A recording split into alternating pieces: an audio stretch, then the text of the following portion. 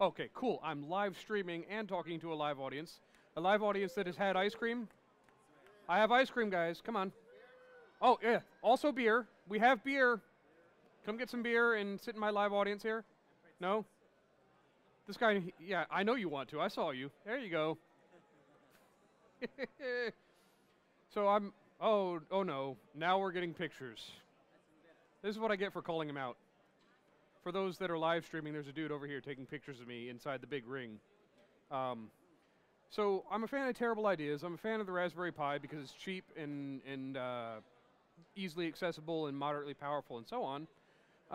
So I started doing some things.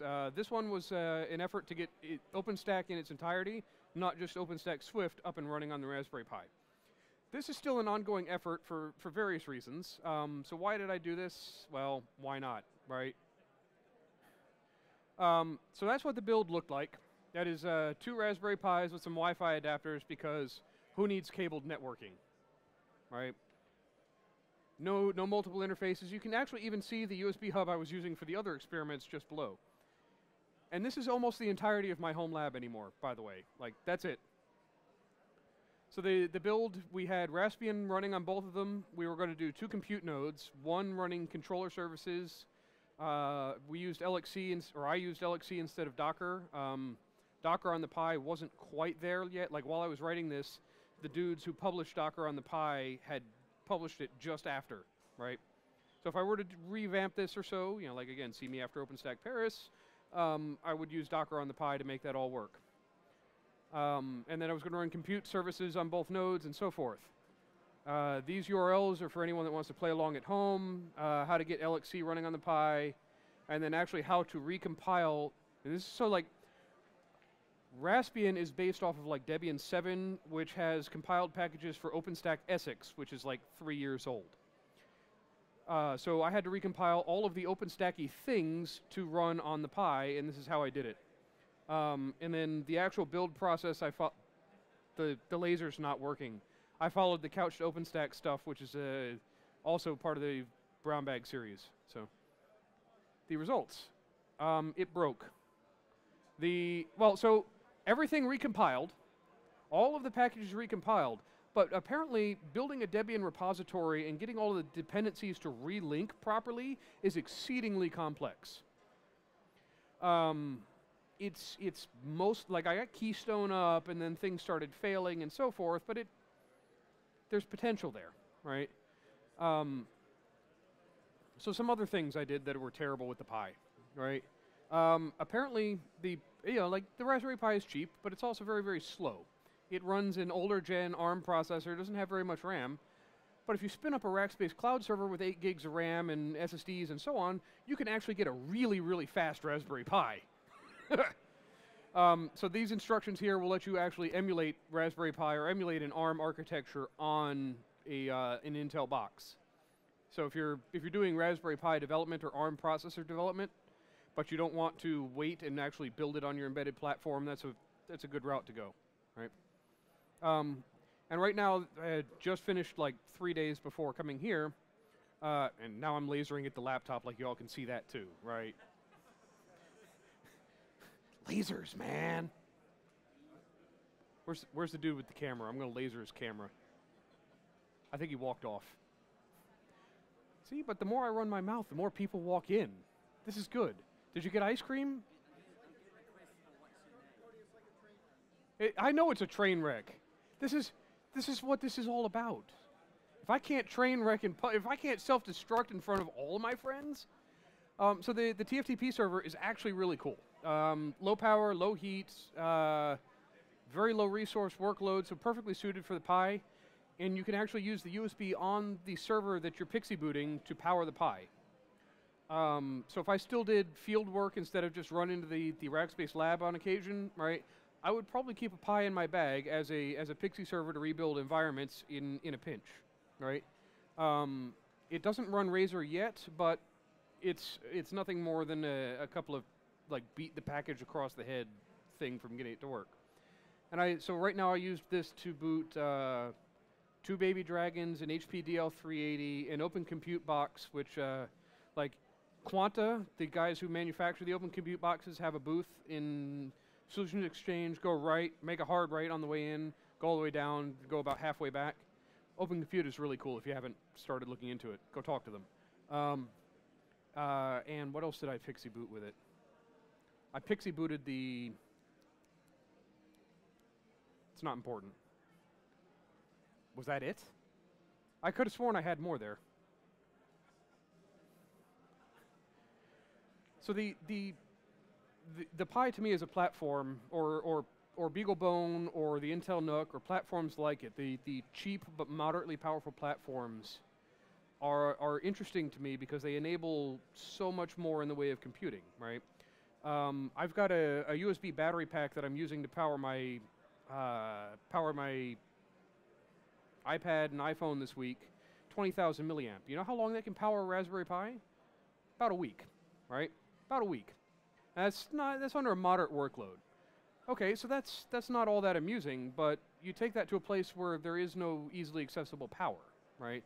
So you stand up a couple of these out in the rainforest or something where you're trickle charging over solar the battery, and so you start setting yourself up as a distributed network of these things to monitor for deforestation or for poaching or so. So one of these things picks up on a gunshot in the rainforest. You know, somebody's shooting something that she shouldn't be, or chopping down a tree. It communicates over a distributed network back to another cluster of these that are USB powered, right? And it takes computing and lets you put it in places that you couldn't before, and that opens up a whole new world of use cases, right? So yeah, these are all fun little experiments that I like doing because, well, why the hell not, right? But there are some pretty interesting practical applications to these down the road too. I have more people watching me self-destruct now, so are there any questions? I know you have a question. No, you came for my free beer? No. You have a question, yes? No? You sure? I'm all done presenting, so I don't know why you're sitting down. No questions. I'm a tree. All right. Yeah, I mean, we can apply the same questions, like what are the voltages, what's the writes, and the performance. For TFTP, it works really, really well. Those guys don't have fans in them, right? They stay cool enough? Under most circumstances, they say cool enough. I guess ambient room temperature has to be kind of cool. As far as temps go, I think we treat our computers a little too nicely, a little too much like princesses, right? I've had old compact boxes exposed to the weather on top of buildings that ran for like 2 years solid, and that's in the Florida heat, humidity, and rain. So we treat these things a little too nicely. These guys in the case get really hot. You take the case off, they're fine. So, you know, be careful about your 3D printed case and the airflow and so forth. I might have missed this, but what storage are you using? For these in particular, they're just using the SD card. Nothing much. Yeah. So instead of using Nova to boot virtual machines, I was using LXC to boot containers. So it was easy to partition that instead of pulling in a new like 2 gig image and watching the thing implode. So. I know you have a question, Rob. I see it. Come on. What's the power on the It's only 4 o'clock. We have till 4:30, right? The power? yeah, I mean, it's probably You think I monitor these things? milliamps. It's got a brick. It has to have the number on the back. No, it doesn't have a brick. The Pis are powered over USB. Oh, they are? Yes.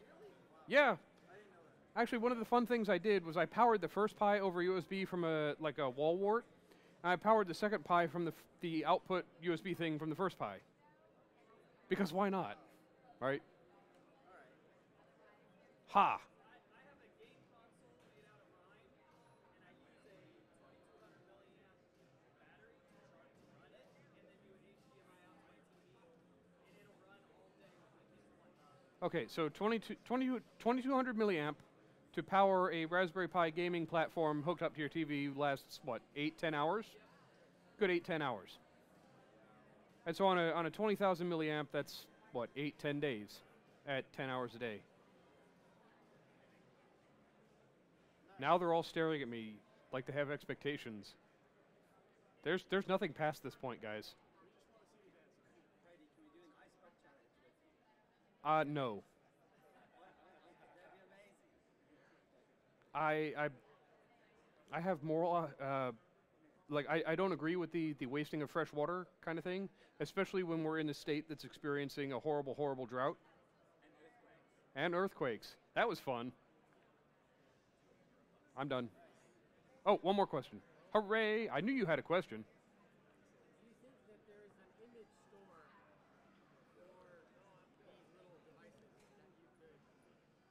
So, an image store for like operating system images or so? Your little pixie boot stuff, right? Yes. There's a VDI thing. VDI on a Raspberry Pi? You are the master of terrible ideas. I would love to see you get VDI running on a Raspberry Pi.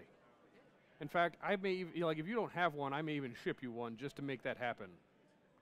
I'm fairly certain it is. Like if you're going to run, actually these things run, they run Linux, right? So they run the X server, so they kind of do VDI by default, in that you can do X session remoting and like other terrible things. But yeah, like doing VDI on 512 mega RAM. I mean, you must really hate your users. Well, if they're efficient apps, why not just serve them up as web pages and call it a day? All right, I think we're done.